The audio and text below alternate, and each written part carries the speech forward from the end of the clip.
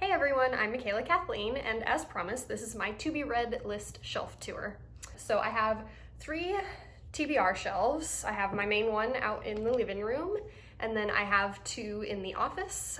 One is a reread shelf, and then the other one is just sort of an overflow shelf that those books get moved on to this shelf as this shelf gets cleared out. And I kind of have a bit of a complicated system for my to be read list. I have like 4 categories that I like to cycle through. I've got kind of my standalone fun books, and yes, I know these 2 are part of a series, but Aragon is taking up all of my next category, which is series. And then I have a category of kind of more serious books down here, and then of course my rereads in the office. So yeah, I sort of cycle through. I'll read a fun book, a serious book, a reread, and then on and on it goes. And with the series, whether or not I read the entire series at once or one at a time with each of the other categories between each book kind of depends on 2 things. First, whether or not I've read the series before, and second, how big the books in the series are. So like the 1000th Floor series, I've only read the first book so far, so I'm planning to read that straight through because they're pretty small books and I haven't read them before. But then Aragon I have read before, and they're quite big books, so I plan to read Aragon and then do the other categories and then read Eldest. And as far as like getting new books and putting them on there, I try to put new books as low on the to be read list as I can, because otherwise the ones at the end will never get read. But if it's a gift from someone, I'll tend to prioritize it and bump it up on the list, or if I'm just really excited about the book. And so yeah, I've probably over-explained this already, so I'll just get right into it. And I'm not gonna attempt to read them off in the order that I'm actually going to be reading them, because as I get new books, the order is gonna change anyways. But they are in each category kind of in the order that I plan to read them as of right now. First, I'll go through my fun books category, starting with Crazy Rich Asians by Kevin Kwan, I'll Give You the Sun by Jan D. Nelson, They Both Die at the End by Adam Silvera, Towers Falling by Jules Parker Rhodes, Me Before You by Jojo Moyes. I've seen the movie for this one, so I'm excited to read the book. I have read one book by Jojo Moyes, and I quite liked it, so I'll be excited for this one. And I actually really like the movie cover for this one, even though movie covers tend not to be popular for book lovers. And The Cellar by Natasha Preston. And the next category I have is series. The first series on my to be read list is The 1000th Floor by Catherine McGee, which I've read the first one already last year, and I really liked it a lot. I mostly picked it up because it has the most beautiful cover I have ever seen. And so I'm really excited to read the series straight through next. And then of course the sequel is The Dazzling Heights, and I plan to order the 3rd one from Barnes & Noble when I start reading the first one. And then I plan on rereading The Inheritance Cycle, which I don't have Aragon out here on this shelf because they would not all fit, so it's just on my regular bookshelves right now. On to my more serious books down here. The first I have is The Two Lila Bennets by Liz Fenton and Lisa Stank. Stank? I'm not sure. This book I got from the Scribbler subscription box for writers, so I am very excited to read it. It is the first of 3 that I got. I did a 3-month subscription, and I'm finally getting around to reading the books that came with the boxes. And this is actually next on my TBR list. I'm going to start reading it tomorrow. Today I just finished reading Anna and the French Kiss. On this shelf is also The Memory Keeper's Daughter by Kim Edwards, The First Girl Child by Amy Harmon, which was the 2nd book I got from Scribbler, In the Unlikely Event by Judy Blume, The Glass Castle by Jeanette Walls, Save Your Breath by Melinda Lee, which is the final book I got from the Scribbler subscription box, The Bonesetter's Daughter by Amy Tan, and finally Their Eyes Were Watching God by Zora Neale Hurston. So next is my reread shelf, which I usually keep just a handful of books on this shelf, and I pull them from my regular bookshelves. And my system for this shelf is to kind of go through each of my shelves one at a time, like in order, and just pick one book from each shelf to put onto the reread shelf. And this is just so that every book has a fair shot at getting reread. So I've only got 4 books on the... Hello, Mako. Do you want to join the video? Mako wanted to say hello. Where was I? Yes, you can leave, Mako. There you go. Again, where was I? So yeah, so I've only got 4 books on my reread shelf right now, and as I take them off, I'll pull more from the other shelves. And right now I'm planning to read them from bottom to top. I have All the Bright Places by Jennifer Niven on this shelf. I wanted to reread this one because Netflix is coming out with a series of this book soon. I'm pretty sure, is it a series or a movie?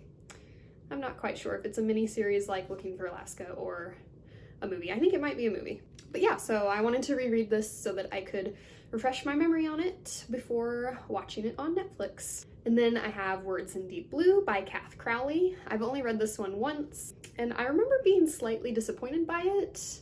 The story is about 2 characters who both work at a bookshop, and they've been friends forever, and they start leaving each other, I think, anonymous love notes in the book. So I was super excited for this one because it sounded like such a cute love story.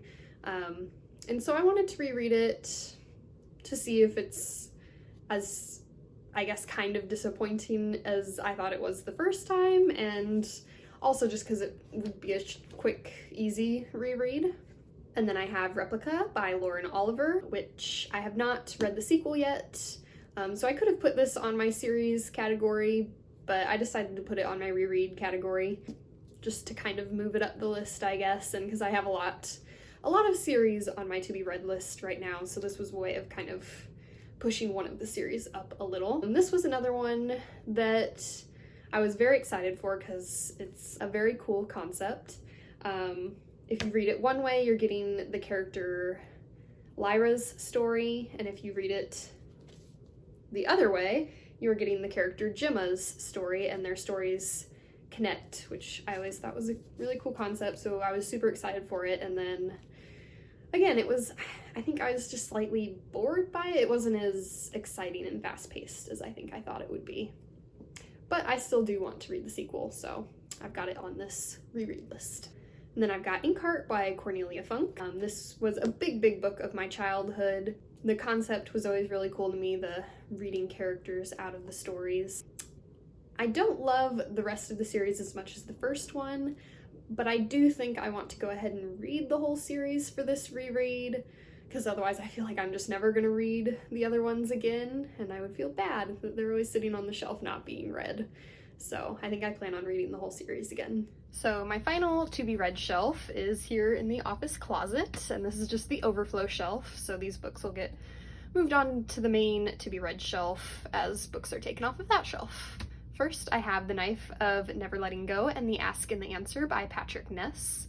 I loved this first book so much, which was unexpected. This one I got basically just off of recommendation from a John Green video. I went into it knowing really nothing about it. I didn't even really know it was YA, nothing at all. And then again, I seem to really like unique concepts. So again, the concept really got me with the everyone being able to hear everyone's thoughts. And this is a book that if you go into it with not a lot of knowledge beforehand, the beginning of the story, you really don't know what's going on at all. I don't want to give anything away, so I won't really say any of the things that develop, but a lot of changes develop and you kind of start to see, oh, like this is what's going on. I had no idea at the beginning of the story that this is what it would develop into.